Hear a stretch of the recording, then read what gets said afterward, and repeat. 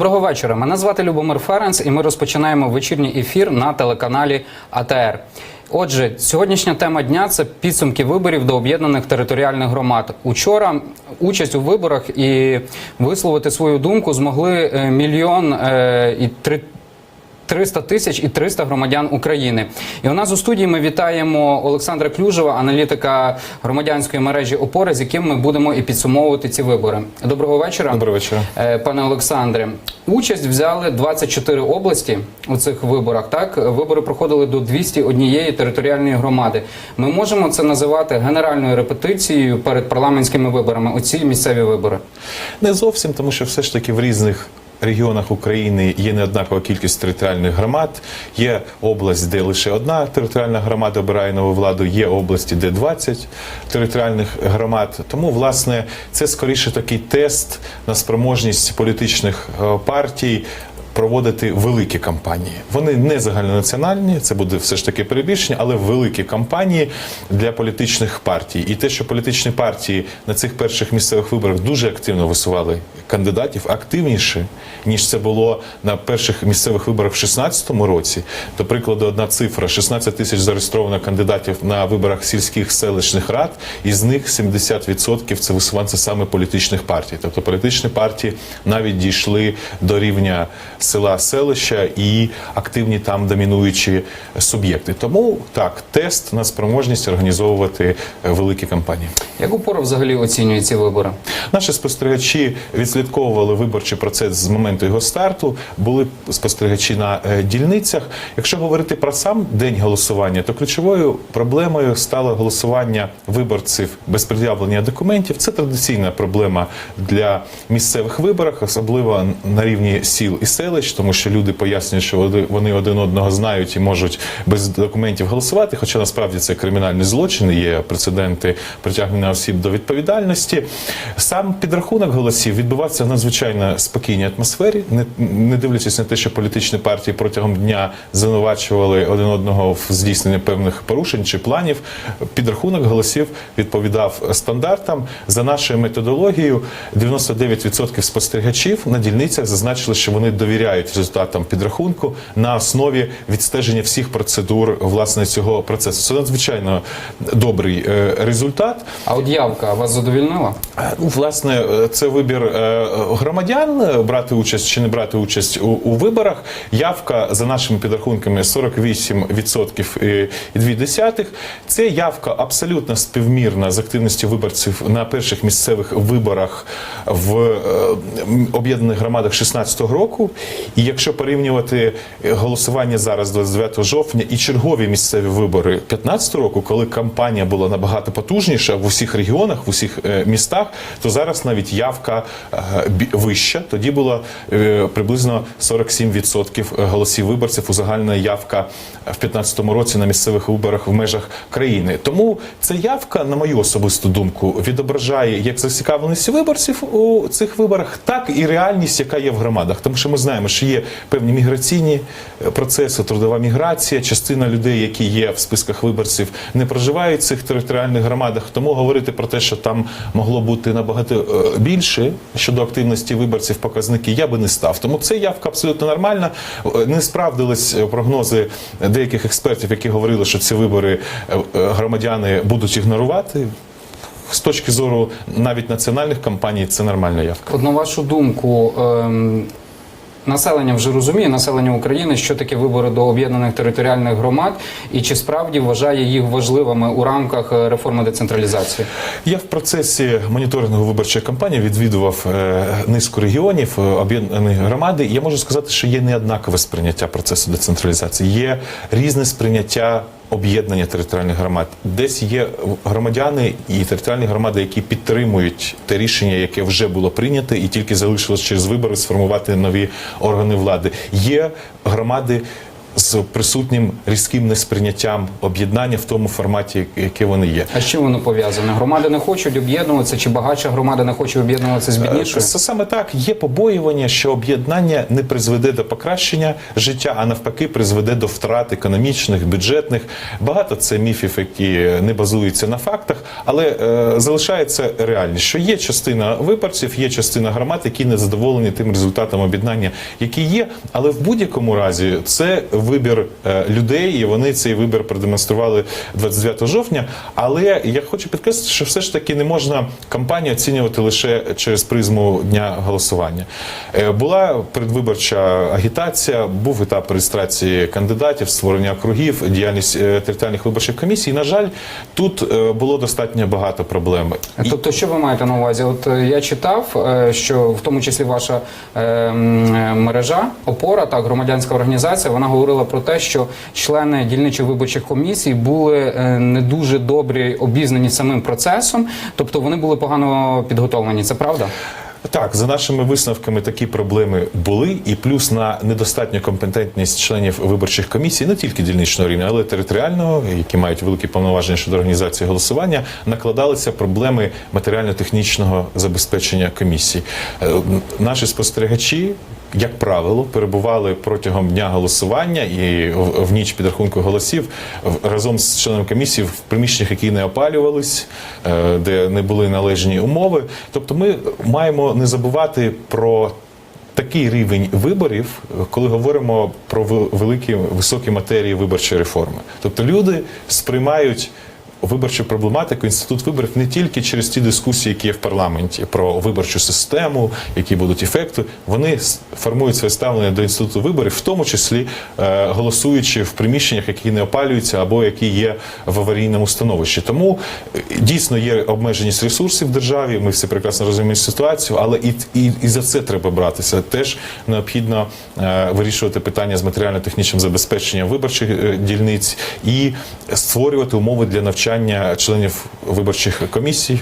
Тепер найбільше, що турбує людей, в тому числі засоби масової інформації, як взагалі акумулюються ці результати виборів. Так, якщо ми говоримо про парламентські вибори, ми все бачимо, підрахунок голосів йде на сайті Центральної виборчої комісії в реальному часі. Це вже інше питання, наскільки довго вони рахуються, але от де зараз обробляються ці всі результати. Тому що на сайті Центральної виборчої комісії ми нічого не бачимо, оскільки законодавство не зобов'язує показувати ці результати на сайті Центральної виборчої комісії.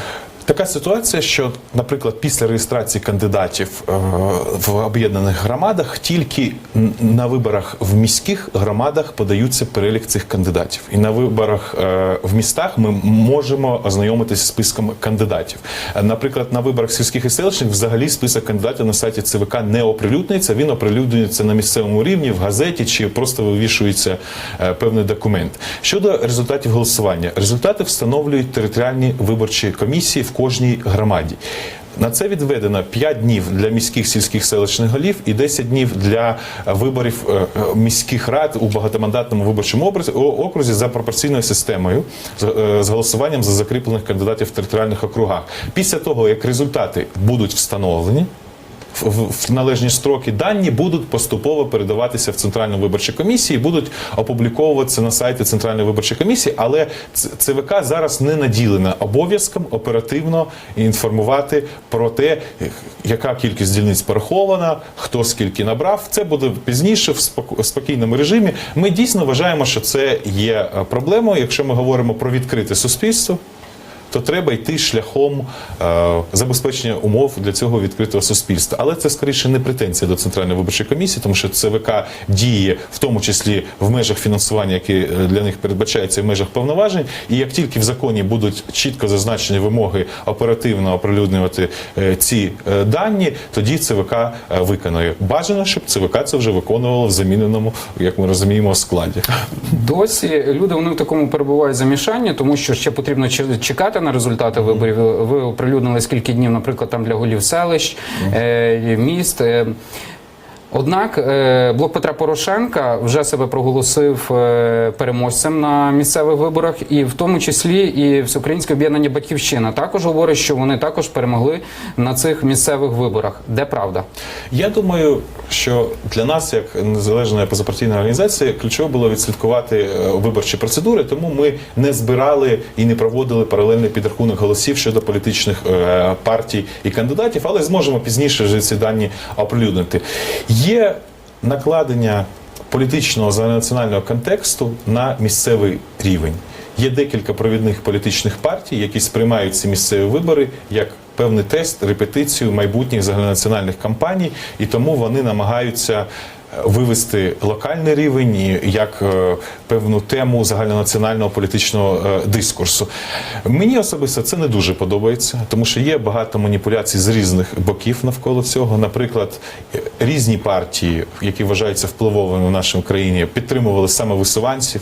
Неодноразово різні партії включали самовисуванців в перелік тих кандидатів, які перемогли від тієї політичної партії, хоча це маніпуляція, тому що виборець голосував за самовисуванця. Він міг бути навіть не поінформований про те, що цього самовисуванця підтримує та чи інша партія. І, можливо, він би за нього не голосував в тому випадку, правда? В тому числі. Тому це різні є технології. З одного боку, це право партії думати про технології законні. Але А от коли ми говоримо про БПП, так, наприклад, про блок Петра Порошенка, вже сказано, що 60 осіб перемогли в об'єднаних територіальних громадах як голови, так, а сумарно наводиться цифра 111, тобто решта, понад 50 людей, були підтримані, так, блоком Петра Порошенка. я не можу коментувати дані БПП, тому що я зараз не володію власними даними, але з того, що я бачив в ЗМІ, От моє запитання, ми можемо вважати, що це був адміністративний ресурс, так? От що означає підтримка? Якщо говорити про адміністративний ресурс, то маємо декілька фактів. Перший факт – це активна участь чинних міських голів, тобто тих громад, які були до моменту об'єднання у цих виборах. І, власне, ці голови, балотуючись на новий термін вже в нових громадах, безумовно володіли адміністративним ресурсом. Буде цікаво проаналізувати остаточний перелік переможців щодо того, до якої політичної партії відносяться ці переможці, які були на момент виборів чинними міськими, сільськими, селищними головами. Але, безумовно, тенденція така, що більшість з них належала до блоку Петра Порошенка, хоча й були представники інших політичних партій, які висували чинних сільських селищних голів.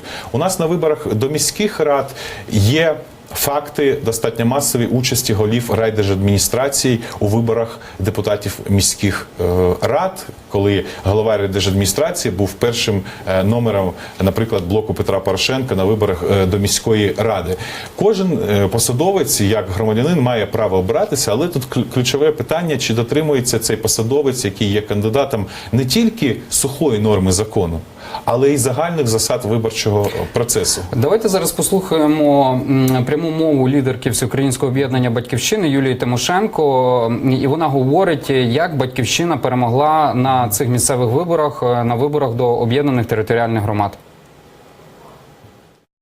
Будь ласка, від партії «Батьківщина» на цю хвилину, коли підведено 90%, обрано 880 депутатів.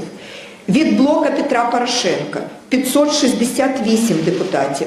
Аграрна партія 334 депутата. УКРОП 245 депутатів. Наш край 128 депутатів. Радикальна партія Ляшка 126 депутатів. Партія Самопоміч 95 депутатів. Народний фронт 31 депутат.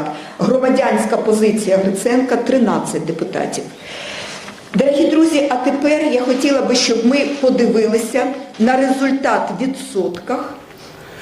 Це була пряма мова лідерки Всеукраїнського об'єднання «Батьківщина».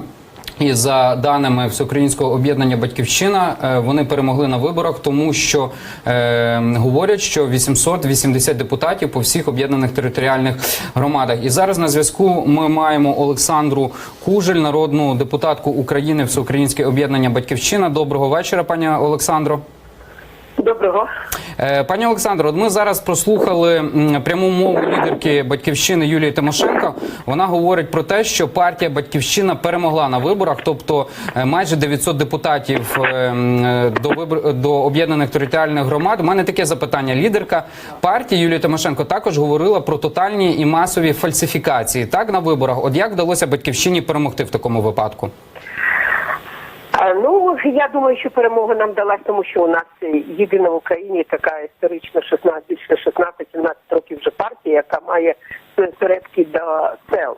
І це дало результат якраз такої роботи, що нам проходити такі місцеві вибори проще, бо у нас практично в кожному селі, в кожному районі є свої парторганізації, є активісти і люди, які мають стаж там таких же 17 років, як і партія. Щодо порушень, ми сьогодні мали зустріч, ви знаєте, з відомою групою «Опора», які ми показали, я особисто передала 4 листа, які я писала як куратор Дніпропетровської області від «Батьківщини» на голів райадміністрації, які по дорученню зверху займалися травлею тих, хто йшли по списках депутатів Верховної Ради від «Батьківщини». Запугували відкриттям кримінальних справ, звільненням з роботи. Навіть є такі приклади, що палили сіно, ну, дуже багато порушень. Я можу вам сказати, що у нас є, ми передали матеріал, як в одній з областей керівник партії, дуже порядна людина, в один день написав повну заміну наших депутатів на виборчу комісію і в цей же день написав заяву про вихід з партії, що показала, який тиск був на людину. Да? Слава Богу, що це стало одним числом і їм не вдалося зробити такі порушення. Але є і приємні речі. Ну, для мене просто дякую всю Київську область, яка не дала жодного депутата від правлячої коаліції, від БПП. Ви представляєте, вся Київська область просто проігнорувала, дала відверту, щиру оцінку роботи цієї влади. І я вважаю, що цей результат – це є те, що ми виконуємо той напрямок, який прийняла партія і його озвучила Тимошенко. Ми йшли від хати до хати. Я особисто проїхала. У мене 19 територіальних громад. В Дніпропетровській області було з нашої обласної партійної організації. Ми пройшли всі громади, деякі по декілька разів зустрічалися з селянами, відповідали на всі питання. Це не були зустрічі на півгодини. Приїхали, хвостом махнули і пішли. Ми слухали всі їх проблеми, допомагали, звертались з листами, писали всі звернення по кожній людині, яка приходила. Ми працювали в полі, як говорять. І це, я думаю, ще найголовніше, що дало нам такий результат. Чим ви поясните ту річ, що по головах до об'єднаних територіальних громад перемогла саме партія «Блок Петра Порошенка», а не «Батьківщина», хоча вона, за вашими ж даними, ми назвемо їх попередніми даними, набрала найбільше депутатів? Ні, вона не набрала. БПП ми говоримо. Вона не ми говоримо про те, що щодо голів об'єднаних територіальних громад. До голів це зрозуміло. Я можу вам сказати, що якщо ви подивилися наші списки, які ми затверджували на з'їзді, і депутатів, і на голів, як вони після з'їзду, це ж по їх заявам писали, да? По їх зверненням приймали ці списки, як вони писали, виходили з списків і йшли самовисуванцями. Ну, наприклад, по пану Харішко було відкрито 2 кримінальні справи. Вони робили все завгодно, щоб тільки або йшли від БПП, або йшли як самовисуванці. На тому ж Синельниковському районі, коли я зустрічалася з селянами, голова сільської ради, якраз вчора був той інцидент, плакали, говорили, що її викликали до обладміністрації, сказали, що не підеш від БПП, жодної копійки ніколи ні на село, ні на громаду не отримаєш. Дякуємо Олександрі Кужель. Олександра Кужель з нами була на зв'язку, народна депутатка України від Всеукраїнського об'єднання «Батьківщина». От ви чули, як коментувала пані Олександра, це справді назвемо попередній успіх Всеукраїнського об'єднання «Батьківщина» є роботою у полі. Так, коли ми порівнюємо із іншими партіями, наприклад, тою самою «Самопоміччю», там близько 4% вони набрали на місцевих виборах. Важливим фактором є те, що партія має місцеві осередки і працює з людьми. Є дві політичні партії в Україні, які найбільше мобілізували кандидатів на цих місцевих виборах. Це Всеукраїнське об'єднання «Батьківщина» та блок Петра Порошенка. Причому є різниця, і це важливо говорити, тому що у нас в цьому запалі хто переможець не говорить про деталі, і виборець реально не розуміє, про що мова йде. Є різниця щодо кількості кандидатів на різних видах виборів. Якщо говорити про сільських, міських, селищних голів, то більше, ніж «Батьківщина», кількість кандидатів висунули місцеві організації блоку Петра Порошенка. Якщо говорити про вибори депутатів районних, сільських і селищних рад, то більшу кількість кандидатів у порівнянні з блоком Петра Порошенка висунуло Всеукраїнське об'єднання «Батьківщина». Тобто мова йде про те, що на різних видах виборів відрізнялася активність цих двох політичних партій, але саме ці дві політичні партії висунули найбільшу кількість кандидатів, тобто вони продемонстрували найвищий рівень готовності до передвиборчих кампаній, і тому ми, напевно, і бачимо оцю перепалку між двома політичними силами, хто переможець. І тут теж треба повернутися до цієї дискусії, хто умовний переможець цих... Так, чи ми мусимо рахувати по головах ОТГ, чи все ж таки по депутатах ОТГ? А це різні вибори. По суті, це різні вибори. І в тому є маніпуляція, що одна політична сила говорить про те, що ми перемогли, тому що у нас там є більша кількість переможців міських, сільських, селищних голів.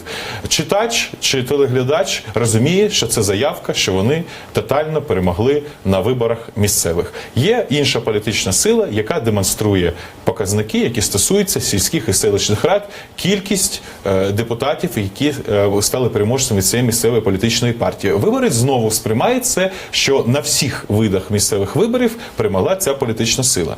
А ми, як позапартійна організація, не можемо так говорити. Тобто треба конкретно говорити, що є сільські, міські, селищні голови, є депутати, є такі результати у тієї чи іншої політичної сили, і нехай глядач або виборець оцінює політично, що відбувається. Тому, мені здається, тут політичним силам треба утриматися від цих емоцій. Скоріше, треба говорити про те, які перспективи несуть ці вибори для локальних громад. Але хотів би зупинитися ще на деяких словах, які говорила народний депутат України. Дійсно, Всеукраїнське об'єднання «Батьківщина» напередодні дня голосування, ціла низка народних депутатів України заявили про те, що на їх кандидатів здійснюється тиск, в тому числі погрози звільнити з роботи. Згідно нашої методології, такі заяви з боку представників політичних партій, які є суб'єктами виборчого процесу, є обов'язковою умовою для перевірки цих фактів, тому що ми можемо сперечатися про певні порушення передвиборчої агітації, інші порушення, але якщо кандидат заявляє, що на нього здійснюється тиск, то, власне, тут наслідки можуть бути непрогнозовані. Тому ми відкрито через публічне звернення звернулися до лідера Всеукраїнського об'єднання «Батьківщина» з проханням.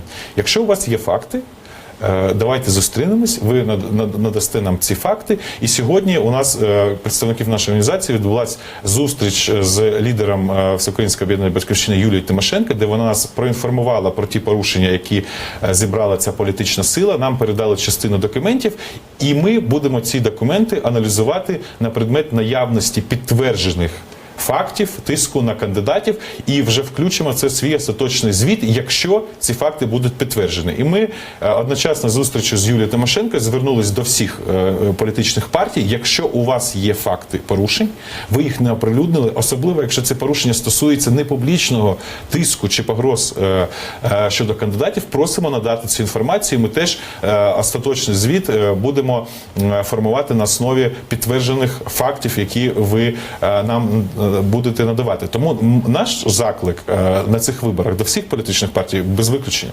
стосувався одного аспекту. Ми маємо не тільки робити заяви про перемогу чи про порушення, ми маємо активно намагатися попередити ці порушення або домагатися притягнення до відповідальності тих, хто здійснив ці порушення. І, на жаль, традиція наших українських виборів для всіх без виключення політичних партій є в тому, що вибори для них закінчуються в момент розуміння, який буде результат попередній. Умовно кажучи, дільниці закрились, підрахували. Якщо політичні партії бачать, що вони програють, то цікавість до порушень пропадає. А це стимулює вже на наступних виборах інших осіб здійснювати ці негативні кроки, тому що ніхто не був не покараний за попередній період. Так, А от коли ми говоримо про порушення, їх більше на виборах до ОТГ, якщо ми порівнюємо з попередніми місцевими виборами, коли ОТГ ще не було? Власне, ми говоримо про різну кількість виборів. На місцевих виборах 2015 року всі територіальні громади обирали свою владу, і, безумовно, сукупність порушень на тих виборах була більше, тому що є більша кількість територіальних громад. Якщо говорити про певні тенденції, то нас здивувало, що фактично на цих виборах в день голосування, 29 жовтня, не було випадків порушення таємниці голосування виборцям. Наприклад, в 2015 році, особливо в містах, була поширена практика фотографування своїх виборчих бюлетенів, і це приводило до висновку, що є певні технології контрольованого голосування, чи підкупу виборців, і через фотографії бюлетенів, чи через виніс бюлетеня з виборчої дільниці здійснюється контроль за тим, чи правда той, хто отримав гроші, виконав цю домовленість. Зараз на цьому локальному рівні, на рівні сіл, селищ, такої практики особливо не було. Поодинокі випадки порушення таємниці голосування нами зафіксовані. І не було значних конфліктів на підрахунку голосів. Наприклад, в грудні 2016 року така кількість була вищою, якщо ми говоримо про підрахунок голосів, і суттєво відрізнялась від місцевих виборів 2015 року. Тому в аспекті проведення дня голосування навіть є певне покращення за одним винятком. Є значна проблема помилки в виборчих бюлетенях.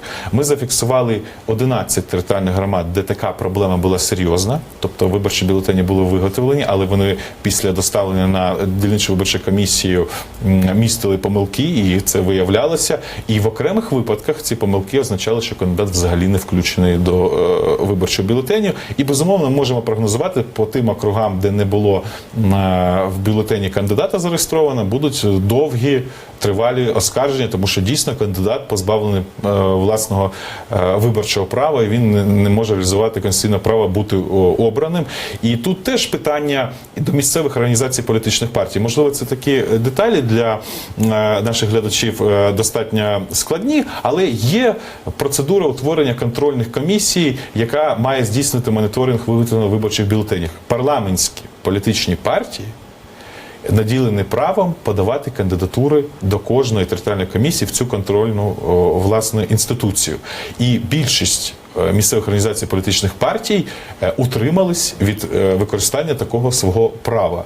А потім вони зіштовхнулися з тим, що їх кандидатів з тих чи інших причин, чи суб'єктивних, це має бути розслідування, чи через певну недбалість з боку членів територіальних виборчих комісій немає в цих бюлетенях. Фактично, більшість територіальних виборчих комісій не змогли утворити ці контрольні комісії в зв'язку з тим, що місцеві організації парламентських партій просто не подавали своїх кандидатур. Тому це теж відповідальність не тільки держави, не тільки виборчих комісій, а й самих партій, наскільки вони користуються законними повноваженнями для взаємного контролю і недопущення негативних проявів у виборчому процесі. У нас на зв'язку телефоном є Костянтин Усов, народний депутат України, блок Петро Порошенко. Доброго вечора, Костянтине. Вітаю. Костянтине, як сприймають вибори у блоці Петра Порошенка місцеві? Як перемогу? Так, безумовно, президентська команда показала найвищий результат державі. Це стосується і кількості, власне, переможців. Виборів голів ОТГ ми отримали понад 50% з усієї кількості, 108 з 202. Це безпрецедентний, звичайно, результат. Це також стосується і загалом кількості отриманих депутатських мандатів по всіх об'єднаних територіальних громадах. Окремо ми дуже позитивно сприймаємо те, що вибори були виграні нами фактично рівномірно по всій території держави. Абсолютна перемога в Донецьку, абсолютна перемога в Дніпропетровській області і дуже рівномірні перемоги в центрі, заході і на заході країни. Це насправді унікальна історія, тому що здебільшого кожна політична партія України, вона має свою базову територію. При цьому і зараз президентська партія фактично має за базову територію всю державу, без винятків. Це дуже позитивно для нас і це дуже позитивний сигнал. Константине, Константине, я перепрошую, а от лідерка Батьківщини, вона вважає трохи по-іншому. Вона говорить, що все-таки перемогла Батьківщина, тому що 880 мандатів, і за даними Батьківщини, це 31% від загальної кількості депутатів місцевих рад отримала Батьківщина. І тобто вона каже, що все-таки Батьківщина перемогла. Як ви прокоментуєте таку заяву? Я знаю, що точно результати виборів ще не встановлені по всіх ОТГ. Я маю іншу статистику. Я точно знаю, що наших переможців з точки зору отриманих депутатських мандатів є не менше 700. По Батьківщині точних даних немає. Останнє, що я читав, що я знаю, це 520 мандатів. Подивимось по загальній кількості, але подивіться, ми ж не мандатами міряємось. Ми міряємось, зокрема, і тим, з якими гаслами люди перемагали в цих виборах. Батьківщина, так, ми визнаємо, це опозиційна партія, яка сповна користується всіми можливостями опозиційної риторики. Наші ж кандидати перемагали, тому що вони всі як один пропагували ідею децентралізації. Вони всі йшли на вибори саме з концепцією децентралізації. Більше можливостей регіонам, більше грошей регіонам, більше влади регіонам. І це є ініціатива, запроваджена президентом України. Саме з цими прапорами перемагали наші однопартійці. Це дуже важливо, бо ви знаєте, як важко перемагати тим, хто є у владі зараз. Дякуємо Костянтину Усову. Костянтин Усов, народний депутат України, партія «Блок Петра Порошенка». Пане Олександре, я бачив, що ви хотіли щось зауважити, будь ласка. Я, власне, хотів, пане Константину, задати питання, уточнити, чи включають вони в перелік саме депутатів, які були обрані, самовисуванців, які підтримували «Блок Петра Порошенка», «Солідарність». І хотів все ж таки його запитати, яку кількість кандидатів вони висували саме на виборах депутатів сільських, міських, селищних рад, тому що ці цифри теж є достатньо цікавими для розуміння активності політичних партій. Пане Олександре, пан Костянтин з нами ще на зв'язку. Можете уточнити своє запитання? Так. Власне, пане Константине, хотів би уточнити дані. Чи включали ви в ту кількість депутатів, переможців від вашої політичної сили, саме висуванців, які де-факто підтримували партію? Чи ви називаєте цифри, які стосуються формальних, офіційних висуванців? Пане Олександре, пан Костянтин вже з нами не на зв'язку. Якщо ми зможемо з ним зв'язатися, то ми продовжимо розмову із паном Костянтином. А от на вашу думку, отака явка, майже 50%, вона означає про те, що люди все-таки не розчарувалися у виборах і вони надіються, що все-таки щось можуть змінити у цій країні?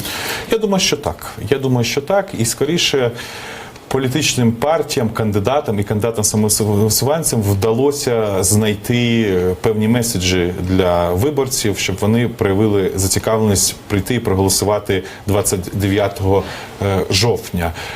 В деяких громадах було гостре політичне протистояння, коли два потужних кандидати від різних політичних груп чи неформальних груп впливу, і сам контекст конфліктної кампанії підштовхував виборців. Константин Усов з нами на зв'язку. Константине, нас чути? Так, цікаво, Так, тут запитання від аналітика громадянської мережі «Опора» до вас, пана Олександра. Так, пане Константине, ми не забезпечували, як позапартійна організація, паралельний підрахунок голосів і будемо спиратися пізніше на офіційні дані територіальних виборчих комісій. Але я хотів уточнити, ви коли наводите цифри саме по депутатам місцевих рад, ви враховуєте тільки висуванців блоку Петра Порошенка «Солідарність», чи ви ще сюди додаєте кандидатів саме висуванців, яких підтримувала ваша політична сила? Хотів би уточнити по цій цифрі, які ви озвучуєте. Щодо голів ОТГ, ми враховуємо і тих, кого ми висували, членів партії, і тих, кого ми підтримували як самовисуванців, бо, безумовно, ми маємо на це право. По депутатських мандатах моя статистика, здається, включає лише прямих висуванців. Дякую. Дякуємо Костянтину Усову, народний депутат України, блок Петро Порошенко. А от ви зауважили, коли говорив Костянтин Усов на початку, він сказав, що ми перемогли і отримали найбільше мандатів, також як депутати місцевих рад. А коли я його перепитався, навів статистику з Українського об'єднання «Батьківщина», він сказав, ну, в принципі, вибори ще не оприлюднені. От такий нюанс, розумієте? Я починав якраз з цього, що нам для цих політичних заяв, хто найбільшу кількість мандатів отримав, необхідно дочекатися встановлених результатів. І чітко розібратися, чи всі політичні сили, які оголошують ту чи іншу кількість своїх переможців, враховують виключно своїх висуванців. Тому що це достатньо маніпулятивна річ, коли перемагають самовисуванці, вони мають певні політичні відносини з тієї чи іншої політичної партії, але вони є самовисуванці. І виборці бачили в бюлетені, що це самовисуванець, і, можливо, деякі виборці голосували саме за нього, тому що він є самовисуванцем, досвідченою особою, але він є рівно віддалений від політичних сил. Тому і мені, як виборцю чи громадянину, особисто ця дискусія між популярними за рейтингами політичними партіями не подобається, тому що ця дискусія не надає достатньо інформації виборців. Скоріше, це певні емоції з різних боків, що ми перемогли, ми не перемогли і таке інше. Давайте дочекаємося остаточних результатів і будемо інформувати виборців належним чином, щоб дійсно громадянин розумів, куди йде певний політичний процес і таке інше. Чи можуть місцеві вибори бути віддзеркаленням майбутніх парламентських? Ми вважаємо, що місцеві вибори, особливо в об'єднаних громадах, мають відображати перспективи локального розвитку, ті дискусії, які є. Але де-факто ви абсолютно праві. Те, що політичні сили так ділять лаври переможця, говорить про те, що вони розглядають ці вибори як можливість протестувати свої кадри, свій інфраструктурний потенціал, в тому числі фінансовий, інформаційний, напередодні чергових кампаній в країні 2019 року. Тобто ми можемо зараз говорити, що «Батьківщина» почала впритул наближатися до блоку Петра Порошенка. Коли ми порівняємо відсотки, так, ну, знову ж підкреслюю, що ми говоримо за даними партій. Так, 31% за даними взяли на місцевих виборах Всеукраїнське об'єднання «Батьківщина». Ми його порівнюємо з попереднім, так, парламентськими виборами 2014 року. «Батьківщина» там мала близько 6%. Тут просто шалений успіх. Тобто «Батьківщина» на парламентських виборах реально може збільшити настільки свій рейтинг? Все ж таки, я би хотів теж зупинитися на тому, що місцеві вибори і загальнонаціональні кампанії – це все ж таки різні речі. На загальнонаціональній кампанії можна отримати величезну кількість голосів виборців, спираючись виключно на інформаційний ресурс. Тобто не працюючи, так? Якщо на місцевих мусить проводитись робота. Все ж таки, при всіх нюансах і негативах кампанії, які були, ці вибори продемонстрували, що партіям необхідно мати потужні осередки в регіонах. І те, що дві ці політичні сили між собою зараз говорять про переможців, засвідчує, що саме вони продемонстрували найвищу здатність мобілізувати кадри для цих виборів.